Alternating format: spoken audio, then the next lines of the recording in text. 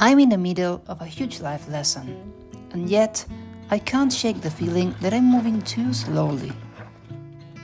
Day after day, I get this restless urge to figure out what's next, where I'm going, what the next step should be, whether choosing one path means giving up another that could have been so much better.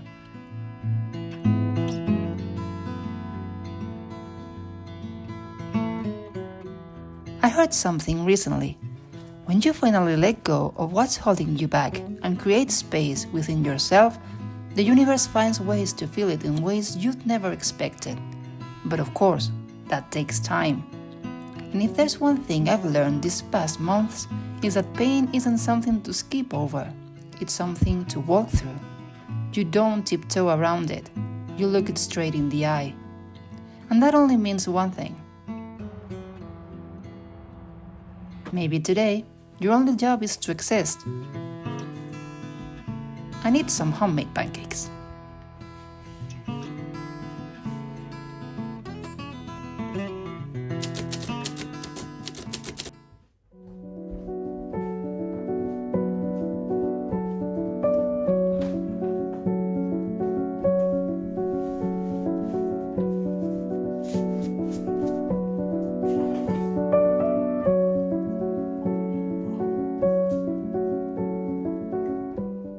The other day, I went out to gather firewood early in the morning, just as the sun was rising.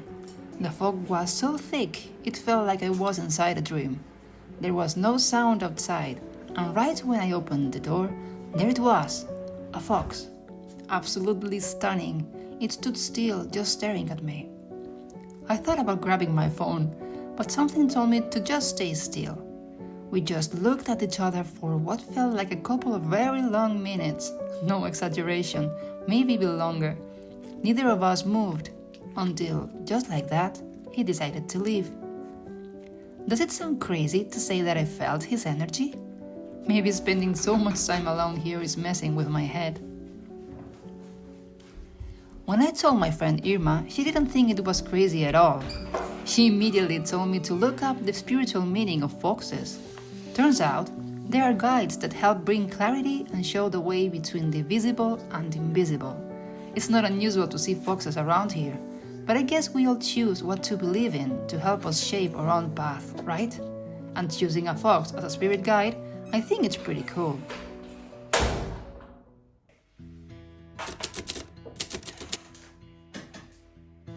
Maybe I'm overthinking it, but what if that fox wasn't just a random encounter?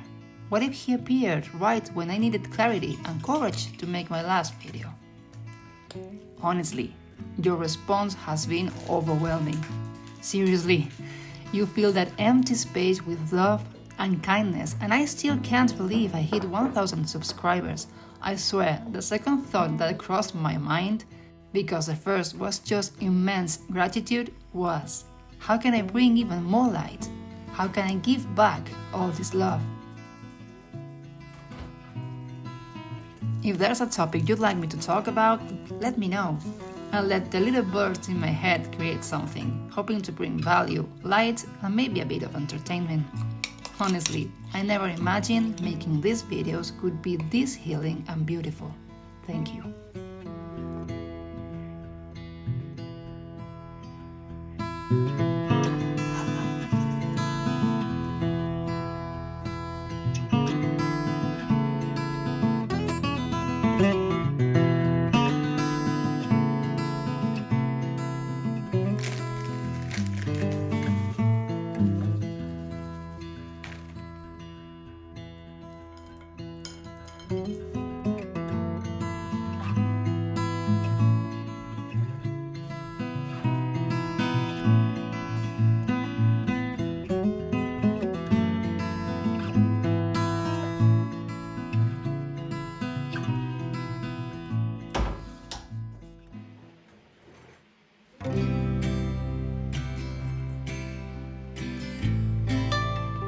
So, after the catharsis of my last video, which felt like writing a farewell letter and letting it go, I was left feeling somewhere between empty and exhausted.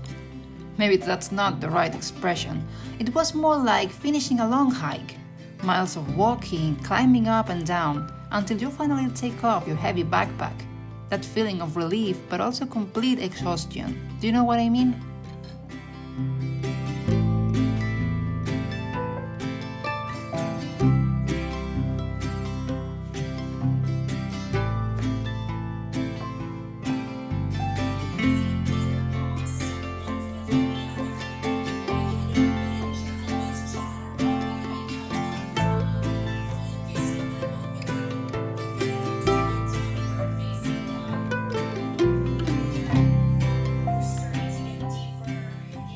I know I'm rambling like a spinning top today, sorry. Between the emotional roller coaster and those days when hormones are all over the place, I found myself wanting to do absolutely nothing. And at the same time, wanting to do everything all at once.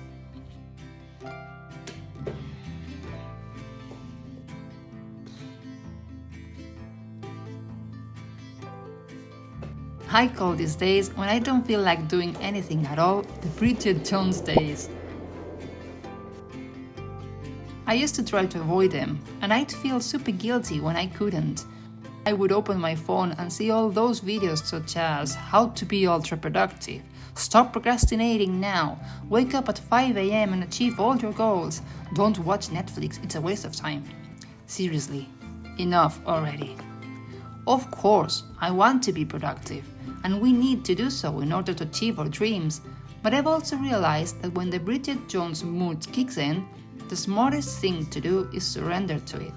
It doesn't always show up the same way, but it usually involves Netflix and pizza. I'm not really an ice cream person. Are you a pizza or an ice cream person? There's so much talk in these ultra productivity videos about how bad it is to spend time watching series and movies.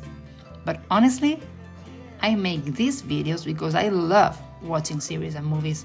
I love being told a story, noticing the lighting, the props, the set design, the colors, and the way it's filmed. And it actually motivates me to learn and try new things. To me, cinema is an art that deeply inspires me, and a good story always moves me and fuels my creativity. So I think it's a mistake to generalize productivity without acknowledging the value of non-productive days. In this past month, when I've had many Bridget Jones days, I've realized that giving in to them actually makes me more creative and recharged the next day. Letting myself wander through the so-called productivity scenes allows my mind to listen to those corners I sometimes try to silence with endless doing. Things such as spending the day in pajamas, eating chips while drinking a glass of wine, crying my eyes out, and journaling like I'm screaming with my pen, watching 7 episodes of the OC back to back. I never watched it before. Listening on repeat to a new band called Amistad. Letting David Guillam's Kabbalah lessons brainwash me. Not much is said in today's culture of achievement and performance about simply allowing yourself to be human. That said, I do allow myself to give in into those days with the promise that the next day I will get up again. No excuses, whether I like it or not. Not because I want to follow the rules of all those productivity gurus, but out of self-love and commitment to my purpose. Even if it means spending the day working in my pajamas again. I know that balancing both, allowing myself to feel but also holding myself accountable, is the only way I've found to keep anxiety and sadness from winning, without suppressing them and letting them fester. Having the certainty that it will be worth it, even though I can't see it right away. But now, I need to pack my bags. I'm going on a small trip, and if you're up for it, I will take you with me. I have no idea how the videos will turn out because filming around people still makes me shy, but I don't know. I'm starting to feel like this channel is like a close friend I want to share things with.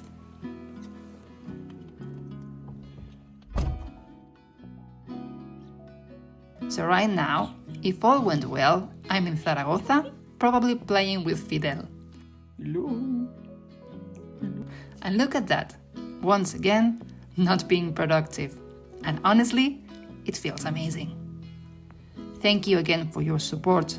It truly means the world to me. See you in the next video. Goodbye.